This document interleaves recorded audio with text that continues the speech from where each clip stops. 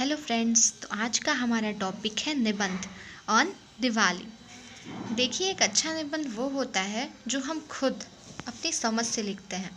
और दिवाली तो हम बचपन से मनाते आ रहे हैं, पर जब लिखने का टाइम आता है तो हमारे दिमाग से चीज़ें ही गायब हो जाती हैं, हम सब भूल जाते हैं। तो क्यों ना एक बार दिवाली को रिवाइज कर लें और लिखें एक अच्छा निबंध। चलिए देखते हैं कि आखिर मैं कह क्या रही हूँ। निबंध दिवाली दीपावली, आपको जो अच्छा लगे आप दोनों में से हेडिंग डाल सकते हैं। शुरुआत करते हैं। दीपावली हमारे देश का एक प्रमुख पर्व या त्यौहार है। आप पर्व लिखें या त्यौहार लिखें, मैंने दोनों लिख दिया है। आपको जो सिंपल लगे आप वो लिख सकते हैं। यह कार्तिक महीने की अमावस्या को पड़ता है। अगर आपको ये टर्म थोड़ा हार्ड लग रहा है तो आप यहाँ पे सिंपली अक्टूबर नवंबर लिख सकते हैं, क्योंकि नॉर्मली दिवाली अक्टूबर या नवंबर के महीने में ही पड़ती है। अब हम सबको पता है कि दिवाली क्यों मनाई जाती है, तो हम सिंपली उसे लिख देंगे कि इस दिन भगवान श्री राम अपने 14 वर्षों के वनवास के बाद अयोध्या वापस आए थे, जिस खुशी में पूरे अयोध्या को दीपों से सजाया गया, और तब से ही यह परंपरा चल पड़ी। किसी भी चीज़ का अगर आप कारण दे देते हैं कि आखिर ऐसा ये होता क्यों है, तो ये बहुत अच्छा रहता है। और दिवाली का कारण, मनाने का कारण तो सबसे ज़्यादा सिंपल है। उसके बाद जो जो चीज़ें होती हैं, जैसे दिवाली के साथ ही धनतेरस, छोटी दीपावली, गोवर्धन पूजा और भाई दूज भी मनाया जाता है। ये जो पांचों त्यौहार हैं, दीपावली और ये चारों, ये साथ में ही आते हैं एक दूसरे के पैकेज के साथ। तो भाई हम ये कर रहे हैं तो लिखना तो नॉर्मल है, और इससे हमारा जो जगह है, स्पेस है, वो भी बढ़ जाएगा। उसके बाद देखिए, जो निबंध होता है अक्सर बड़े नंबरों के साथ आता है, जैसे 8 नंबर में, 5, 6 या 10 नंबर में। तो अगर हम कोशिश करके अगर अपने निबंध को थोड़ा बड़ा कर दें तो अच्छा नंबर उसमें मिल जाता है, और ये काफ़ी अच्छा भी लगता है।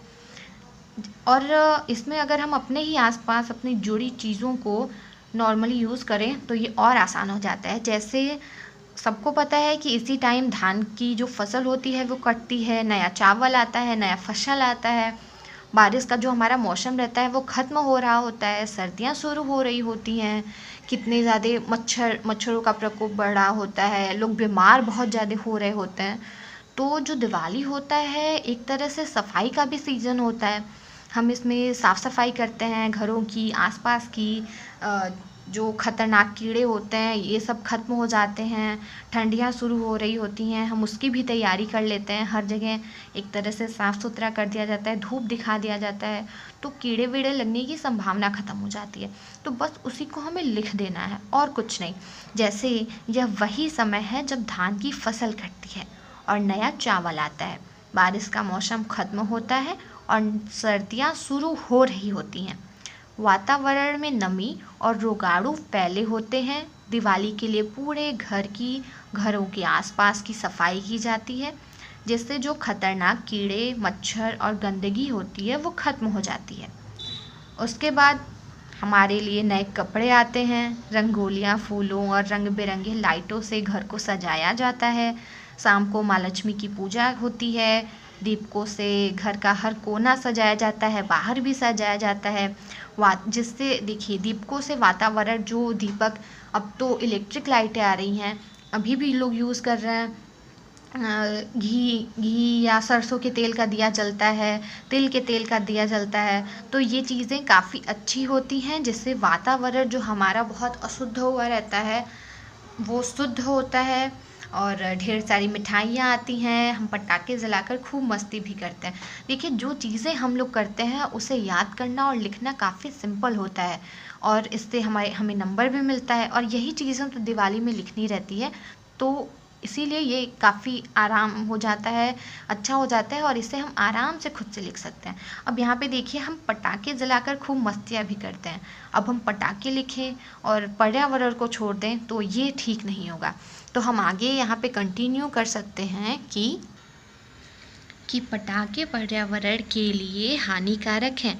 इनसे वायु और ध्वनि प्रदूषण होता है, पशुओं, बच्चों व बुजुर्गों को तकलीफ भी होती है। इसीलिए हमें इको फ्रेंडली पटाखे चलाने चाहिए ताकि हम भी सुरक्षित रहें और दूसरों को भी तकलीफ़ ना हो। इस चीज़ का तो हमें सीरियसली ख्याल रखना चाहिए और इसे नोट डाउन करना भी हमारे निबंध को एक अलग लुक देता है।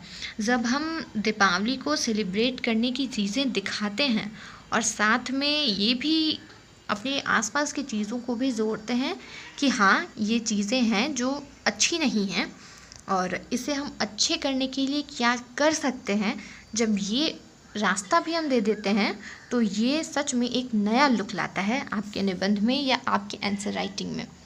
उसके बाद सबसे ज़रूरी बात जो हमारे यहाँ होती है, सबसे ज़रूरी बात, इस दिन हम पढ़ाई करते हैं, माता सरस्वती और अपनी किताबों की पूजा करते हैं और माता से ज्ञान रूपी आशीर्वाद मांगते हैं।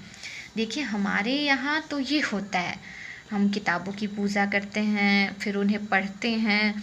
हमारे यहाँ इसको बोलते हैं विद्या जगाना। आपके यहाँ क्या होता है, कैसे होता है, ज़रूर बताइएगा, और ये होता है या नहीं बताइएगा।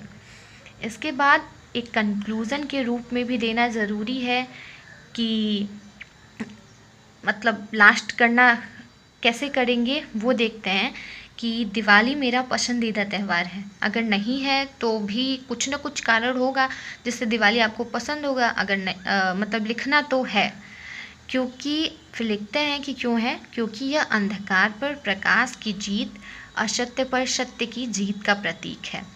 यह हमें केवल अपने ही नहीं बल्कि दूसरों के घरों में भी उजाला करने की सीख देता है। ये लाइन बहुत अच्छी है, आप चाहें तो यूज़ कर सकते हैं। तो आपको ये आइडिया कैसा लगा ज़रूर बताइएगा। और हाँ, मेरा जो एडवाइस है वो यही रहता है कि ये आप रिवाइज़ करिए, चीज़ों को देखिए, आप जो कर रहे हैं उन चीज़ों को ऐड करिए, अपने कंसर्न को व्यक्त करिए और एक अच्छा निबंध लिखिए। और अगर आपको किसी और टॉपिक पे भी चाहिए होगा निबंध तो कमेंट करके ज़रूर बताइएगा। हैप्पी दिवाली।